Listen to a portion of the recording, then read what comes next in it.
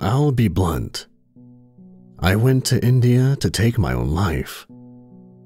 In a way, I got my wish. Life had become a bleak and gray thing that looked to be a prison woven out of countless invisible strands. Money, cubicle, bad food, bad sleep. I was 2 years out of college and seeing the rest of my years flowing straight ahead, with no deviation and no freedom. Raised on video games and television, I was now expected to suddenly fit into a drone-like routine. Wake up far earlier than I'd ever had to before, sit at work going crazy from boredom for 9 hours, then drive home to eat, sleep, and do it all over again. Was this really life? I held out for another year before I knew I couldn't do it anymore. I couldn't be a cog in a machine. But our world is not kind to young men who refuse the system. Every day on the way to work, I saw homeless people and how they were treated. I wouldn't go out like that. No. That was just a slow suicide all its own. I'd always been fascinated by television shows about other countries, so I chose my favorite, and I spent the remainder of my bank account on a ticket to India.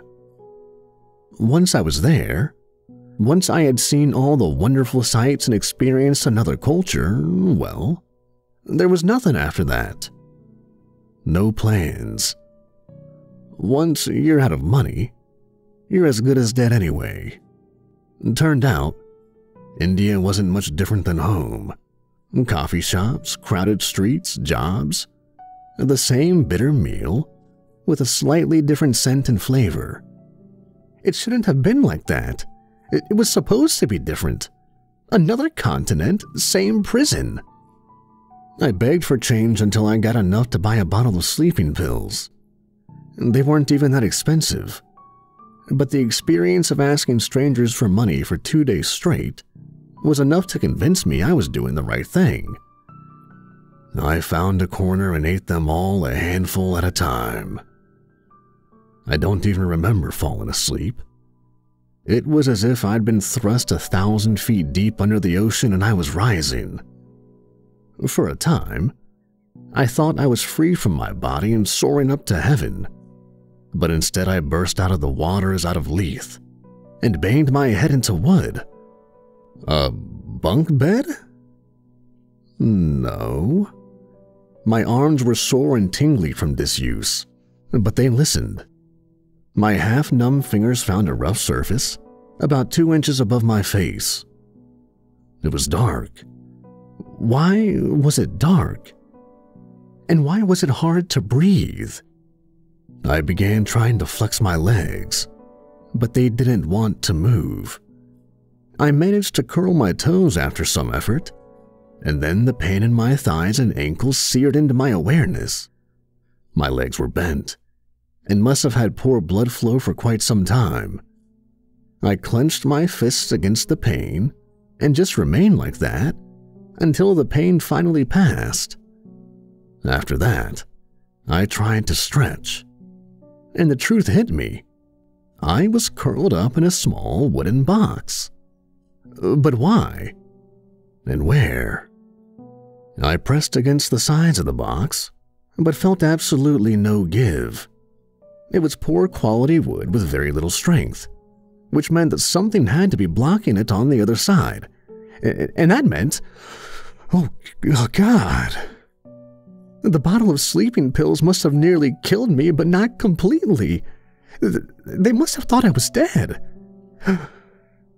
They'd buried me alive. I was lucky to even have this box, really. As a foreigner, as someone with no money, had someone put me inside it as an act of kindness? If they'd just thrown me in a pit and buried me, I'd have been dead already. That logic didn't help keep the panic back for more than a few seconds. I began screaming and beating at the thin wood with all my strength. Bits of dirt sifted down from above, but I kept attacking the wood until it began pouring down like grains in an hourglass. The air was stale, and I was suffocating, but I had no better plan. I would either die now or find... Yes, they hadn't buried me deep at all, maybe a few inches. Sunlight. I could see sunlight and air. And air flowed in. Oh, God, the sweetest breath despite the choking dirt in the air. I screamed for help. There was no reply. Was I in some sort of graveyard? Of course, I had to be. My shout had to be in reality a small whimper. Nobody would even hear it. I waited. I didn't hear anyone. Every so often, I shouted as loud as I could. The light outside dimmed, went dark, and then reappeared over the course of a cold night. That morning, it began to rain. A little bit of water trickled down, and I drank as much as I possibly could. The box creaked as the dirt above grew heavier, and I was forced to roll onto my back and prop up my weak roof with my knees. I wasn't strong enough to bash my way up, but it could certainly fall in on me and crush me. How do I convey what it's like to be buried alive? Every story I've read or movie I've seen focuses on the initial terror of waking up underneath the earth forgotten. That passed quickly. The era after that was an endless one of waiting, thinking, and guessing. Do I shout now? Do I wait? Do I conserve my strength and try to break up through the surface when the dirt dries out? I hope it doesn't rain so the earth will dry. But I hope it does rain so I don't die of thirst. But I also hope it doesn't rain too hard or I'll drown. And always, always, always, the box is present, like part of your body. No matter what position you choose, you can feel every single side of it. It's right there with you like a shell, like a second skin. You come to know every knot and grain in the dark. You even repair it and prop it up with your own strength, even though it is a damned thing that you are trapped inside. The box is death, but the box is also life. For 2 days it didn't rain. Then, right about noon, judging by the initial brightness of my sole beam of light, a new darkness joined me in my box. I thought someone had walked over my grave and I began shouting. But no, it was a thunderstorm. I prayed. You bet I prayed. I'd never been a religious guy before, but please, please, I said, please keep that rain to a light drizzle. When an inch of water had built up around me in my box, I knew it was time to act. It was do or die. I'd practiced a pose worthy of Cirque du Soleil, and I got into it now, bare feet planted solidly in that inch of water, knees out, arms curled under, back against the ceiling, all inside a box about 2 feet high. I pushed. The wood cut into my back, but I pressed with all the strength left in my legs. There was a small give above, as if I was making a little bump in the dirt where some person might see it.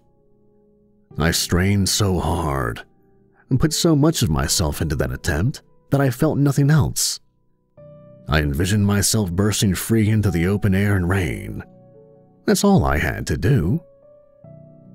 My body gave out first, and I rolled onto my back to rest for a second try. Something up there had moved. I knew I could do it, given time. But the box betrayed me and caved in on top of me. The dirt poured in as I fruitlessly fought the flow. I put my mouth to the narrow air hole in an attempt to avoid suffocation. All that did was leave me completely trapped and totally unable to move while wet dirt squeezed in over my eyes and around my neck. I was entirely encased in dirt except for my mouth, which was open to the air, and the rain was intensifying. I drank as much rainwater as I could. I even began eating the traces of mud it brought down with it. Anything I could to keep that narrow hole in the ground above clear. Eventually, though, the rain overtook me, and I was forced to close my mouth and hold my breath. That was it then. There were no more plays, no more tries. I'd come to India to die, even tried to take my life with pills, and yet here I was, fighting desperately down to the very last second, just to cling to life one moment longer. I was immobile underground with a funnel of rainwater growing heavier on my closed mouth. How long could Olympic divers hold their breath? I'd seen a show once while flipping through the channels. Was it 3 minutes? Was it 4? God, the pressure on my chest, I hadn't even gotten a full breath.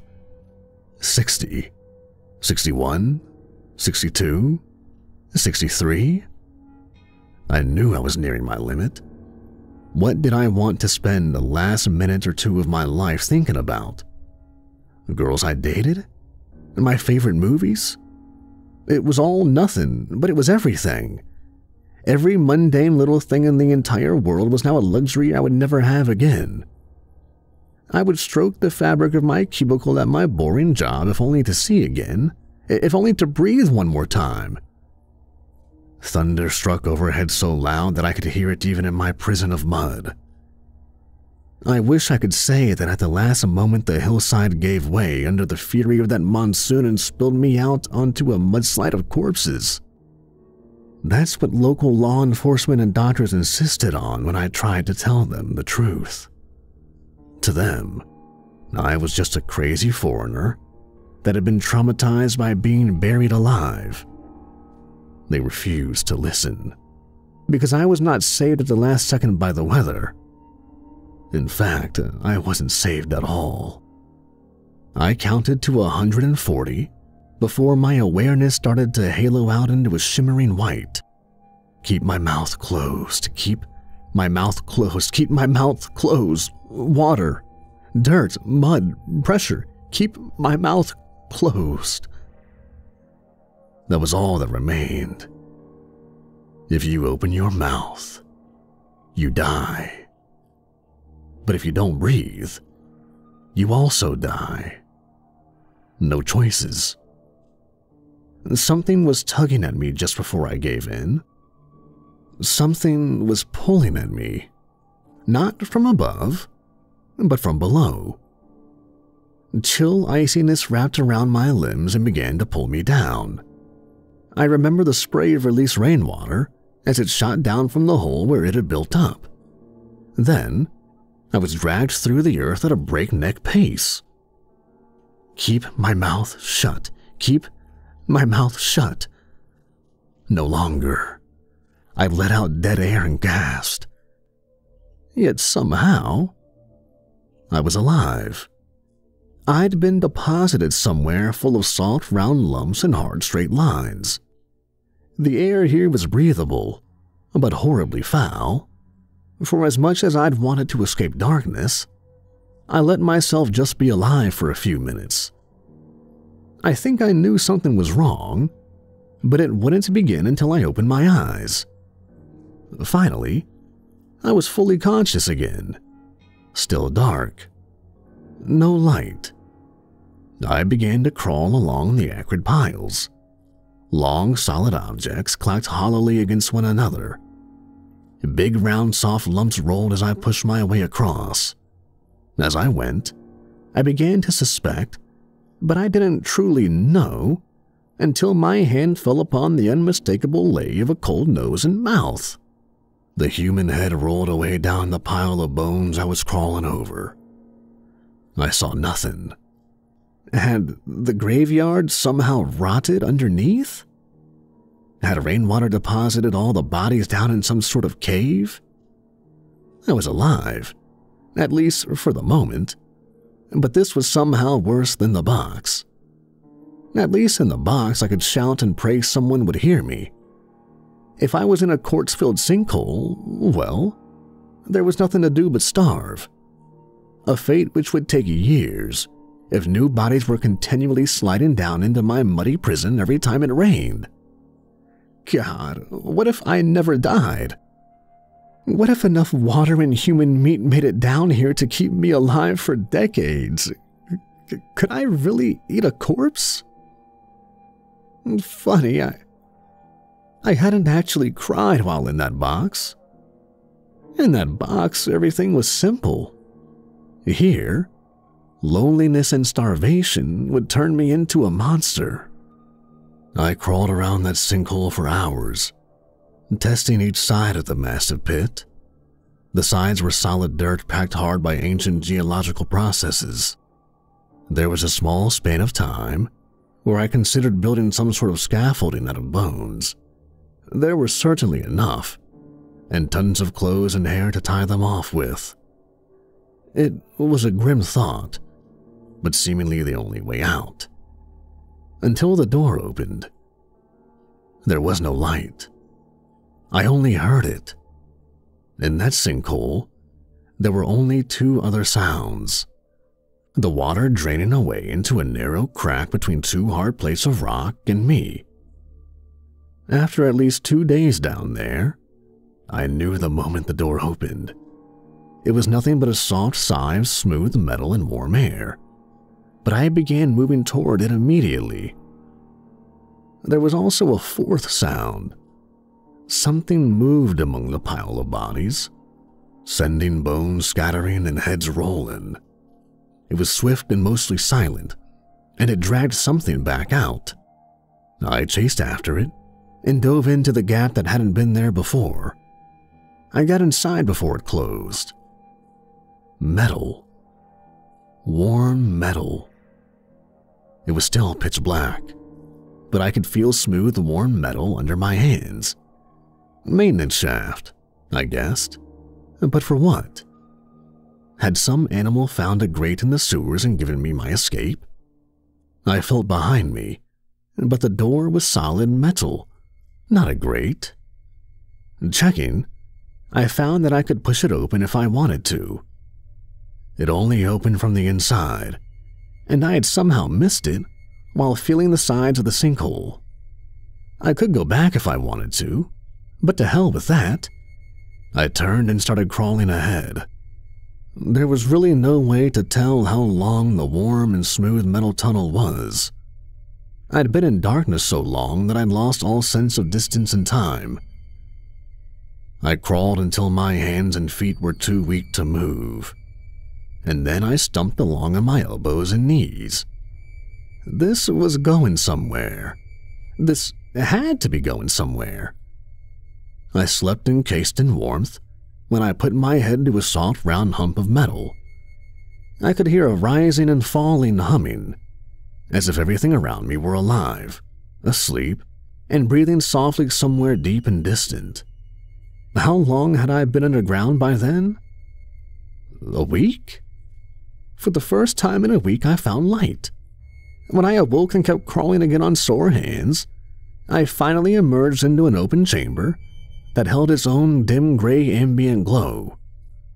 As happy as I was to finally see again, and even then, only the barest undarkness that a normal human eye would have seen as pitch black, had they not spent a week underground craving light.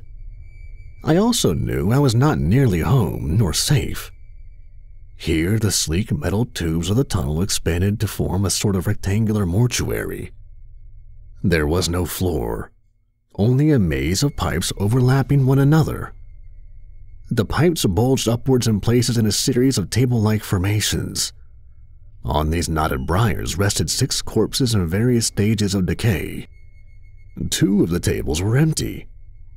Yeah, from bad to worse. But my time buried alive had beaten all the fear out of me. Death was no longer the worst possible outcome. I had to keep going. The chamber had multiple ways out, and none of them looked official. I crawled up into a pipe-lined hole and hid there as I heard something sighing outside a larger gap.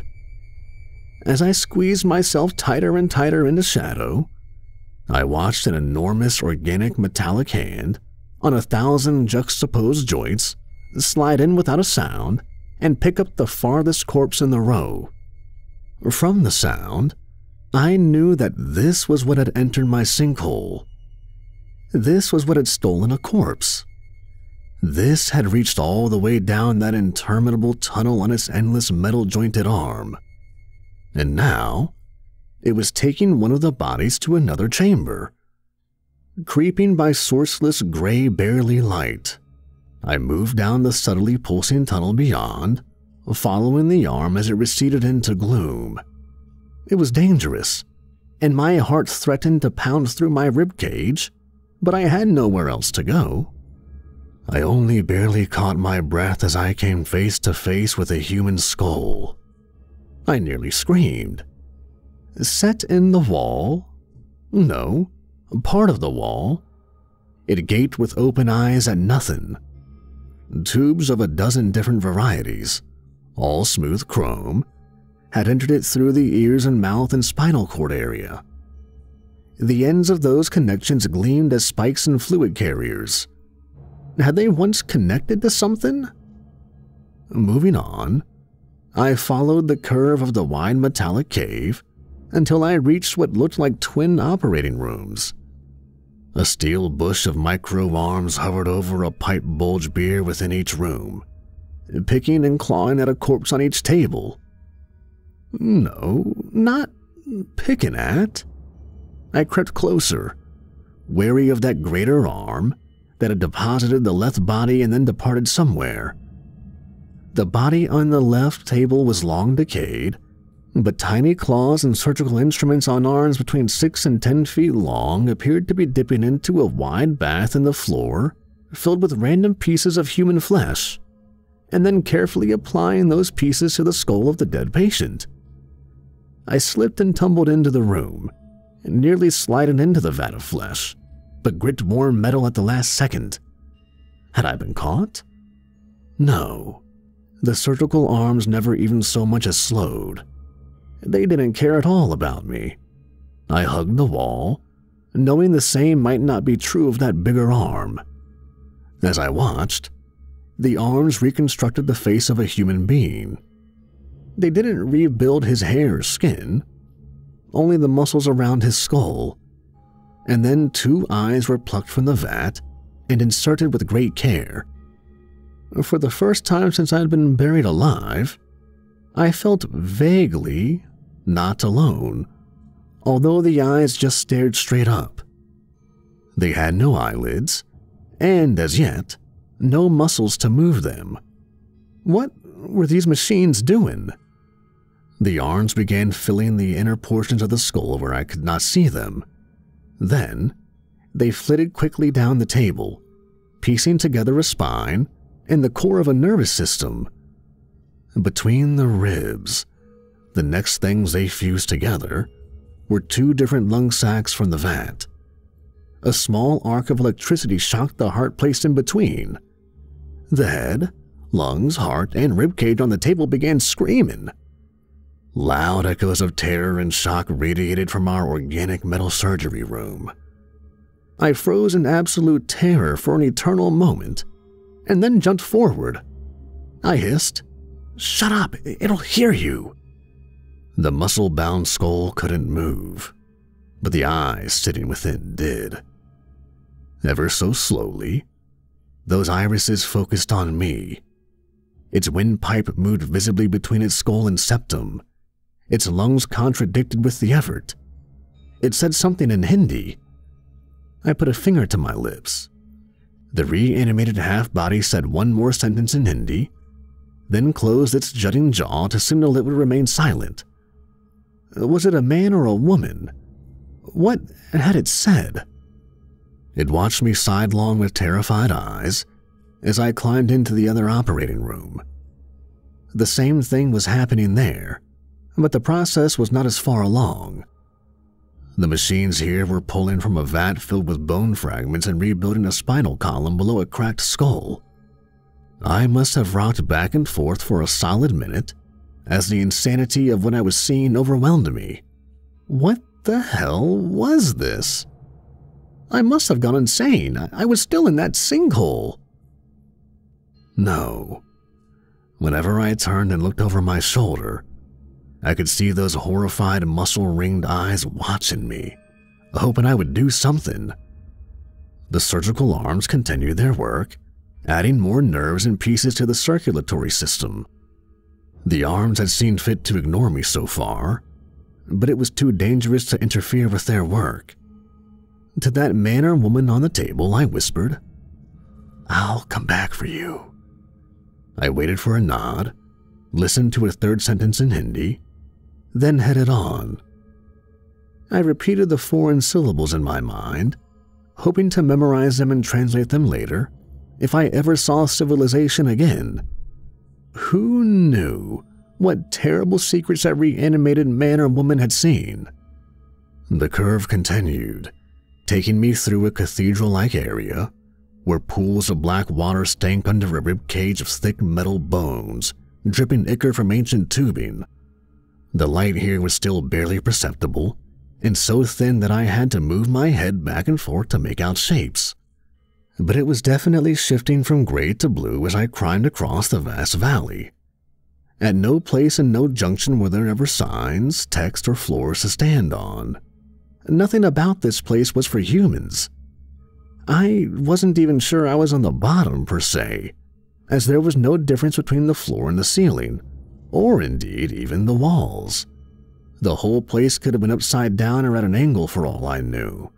Or there was no intended orientation at all, and it had just grown up haphazardly, because grown had to be the right word. The metal conduits were warm and alive, and I couldn't find a single seam or welding mark. Perhaps a cave system had already existed here, and a horrible seed of some sort had grown to fill it over centuries. Or perhaps I was inside an enormous demon skull even now, as it slept inside the earth, and this was simply its body. The world was a farce, and this defied everything I'd ever known. Legs. The next vast chamber held hundreds of pairs of human legs jutting from the walls. Not for me. That chamber was not for me. Too much. The mind cannot face some things. I climbed upwards, ever upwards, deeper into blue light. At the apex, the most excruciating dark blue light somehow sharp and dull at the same time, I found an oval room hosting a dozen odd dark devices and a face set in the wall at the end. It was the face of a woman, and her eyes were closed. Tubes and conduits connected to her bulging head as I'd seen in that skull before, and my mind began to grasp something about the nature of the place. Aging, growth, change. I couldn't explain it in words, but the dark spirit behind those closed eyes. I knew that if she happened to wake and look my way, I would suffer a fate 10,000 times worse than death. The next tube-surrounded ramp upwards lay beyond her. Moving as slowly and as quietly as I could, I stepped from one round pipe to the next, my gaze jumping from my bare feet to her closed eyes twice a second. When I saw her twitch, I moved. Her lids opened slowly, and I saw her eyes move gently back and forth, sweeping the room. She didn't see me. I was clinging to the wall below, staring directly up at her chin. Her mouth did not open, but I thought I heard a hum of suspicion. I counted out 2 hours after her lids had last closed again, before I crept along the base of the wall and up the ramp. Blue shifted to violet as I ascended. I kept going up and up and up, climbing pipes, avoiding dripping black rivulets, and always staying quiet. There was a sleeping awareness about this whole place. A towering, monstrous machination waiting for ages, running pieces of itself on automatic in the meantime, but ever wary of intruders. And I found it there in the violet basilica. when the light became so painfully violet that I knew human eyes had never seen this place, I found a sleeping giant. It was mostly fetus, mostly brain. It was maybe 10 or 15 times as tall as me, and it was floating suspended in dark ichor inside a glass tube that ran from a biomechanical base right to the ceiling unfathomably high above. As I stared in utmost horror and tried to comprehend it, I watched its brain stomach expand and contract slowly as it breathed from thick tubes. I saw that it was just one of a dozen. Like massive pillars and double colonnades, I stood at the center of a gigantic cathedral built to worship and house horrific sleeping beings. I stood in the center, in a circle of pipes, and for the first time, I recognized the use of that space. If they had been awake, those 12 would have floated in their foul chambers and gazed down upon me in judgment. This was a court of some inhuman exotic law, and we had all been judged guilty. I ran. I no longer cared about being quiet. My bare feet hammered along those uneven round conduits until I was through that basilica and beyond into darkness, where I was sure light still glimmered, but past violet, beyond what human eyes could see. I just kept climbing, hour after hour, sometimes up, sometimes down. And then I climbed through a narrow tube barely big enough for me to squeeze through, and found myself back in the left operating chamber. Somehow, I'd gotten so turned around that I'd come full circle. And I was on the ceiling. Ports and biomechanical adaptations had been fitted to the ribcage on the operating table above, and skin had been grafted on and was being fused together by medical lasers. I could now see that it was a woman, and she was staring up at me both in confusion that I was on the ceiling and in hope that I had returned. I had been right about the lack of an orientation in this horrible place. Could it? Yes. I climbed up the wall and felt my sense of direction adapt as I went. The entire time, I could have been on the walls or ceilings without knowing it. I'd simply never tried to circle the chamber's sides rather than climb along the bottom as I understood it. The question it left me with was simply, where the hell was I? And there was no escape, except back to the sinkhole from whence I'd come. I sat for a time with that Hindi woman, but we didn't know each other's language, so all we could do was wait and pray. The larger claw soared by at regular intervals. I watched its arm twist and move as it worked farther on down the line, and I guessed that there were other operating rooms, and likely other graveyards being pilfered from below.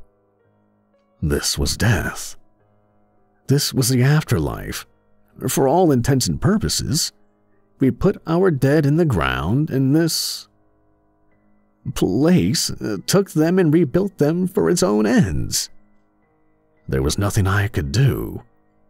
Although the table in the right chamber was rebuilding an entire skeleton, the Hindi woman near me only had her top half remade, half biomechanical, half organic. She struggled as the large arm came to claim her. She screamed, but one of the surgical arms clamped and screwed a metal mask over her mouth, silencing her. I stood unmoving and clutching the walls until the large arm deposited another pile of bones and left the surgical table to its work. The arm didn't care about me. Nothing here did. A week must have passed while I wandered those ghastly halls. There was nothing to learn, nothing to see, nothing to figure out. No tools, no exits.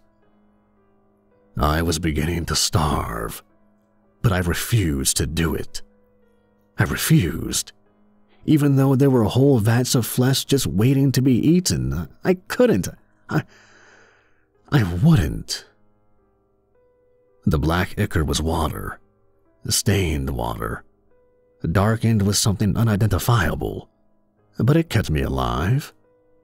Unable to bear the afterlife any longer, I eventually found a new oval room and gave myself up. Among the black devices was a woman's face, just like the other blue-lit control room, and I waited for her to open her eyes. When she did, I recognized them. I knew those eyes. She spoke. Her mouth was masked and unmoving, but her voice came from the walls somehow. The words began in Hindi, but transformed into something unintelligible as the connections around her head bulged forcefully. The claw was upon me in moments. Chill, solid fingers wrapped around me, and I recognized the feeling. This claw had taken me down from my box and deposited me in the sinkhole. I was captured, and I expected to… what? Be torn apart? Killed? Become a cog integrated into the machine? Exactly as I had always feared, even before I had been buried alive? The claw carried me at unnerving speed through blue, gray, and even yellow-lit biomechanical tunnels until darkness shrouded me and a rising sensation gripped my stomach. Finally, we hit something hard, and I was thrown free in a slurry of mud and water in the grip of a tremendous storm. She let me go. Somehow, that woman had used some shred of her human willpower to eject me from the afterlife. I couldn't save her, but she saved me, at least for the moment. I was free. The odyssey that had begun with my suicide attempt was over, and I was back in the world of the living. I survived the storm, and even tried to tell the authorities about what was waiting under the earth and stealing their dead, but they just laughed me off. It was also then that I learned a bit about Hindi customs, and that most Hindus were cremated. Did they suspect? Did their ancestors somehow know what was under the world stealing the buried? The graveyard I'd been buried alive in was for a mix of various peoples and tribes, those who couldn't afford cremation and unclaimed foreigners. It was possible the storm had wiped the entire thing away like I'd been told, but I suspected that the nightmare beneath had closed its sinkhole because my escape had compromised that particular location. While trying to understand what I'd experienced, I translated the Hindi's woman's 4 sentences, and their meaning, to me, is worse than anything I witnessed. She'd said at first, when she'd been just a muscle-bound skull and lungs, "Thank you, thank you." After I begged her to remain quiet, she'd said, "I'm just happy to be able to move again." When I told her I'd come back for her, she'd said, "Don't interfere. I want this."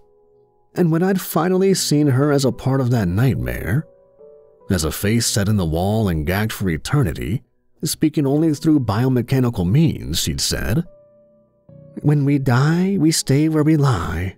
Our bones, our dust, remain aware for all time. This place is trying to help us.